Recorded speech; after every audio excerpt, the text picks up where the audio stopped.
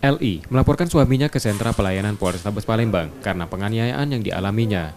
Korban dalam laporannya menceritakan, kejadian berawal saat diminta mertuanya untuk meminta suaminya pergi.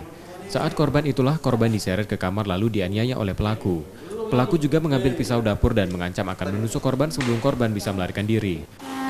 Kawannya itu gawenya enggak benar. Iya.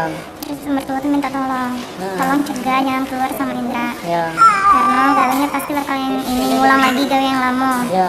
Terus aku ngomong sama dia, kok jangan keluar, soalnya mama kayak ini. Aku jelasin sama dia tidak setuju Pak. Dia tidak setuju, dia narik aku ke kamar, dia nerjang aku, dia jambak aku. Terus posisi di situ kan mertua yang lanang itu tidak bisa jengok. Nah yang mertua yang cewek itu sudah tuanian. Dia udah dipisah. Iya dipisahi. Nah sampai mertua itu yang dua-duanya tuh tergeletak juga.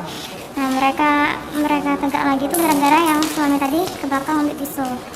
Nah aku lari terus dapat rambut aku dijambaknya. Pisau itu terlepas. Ada ponakannya masih SD.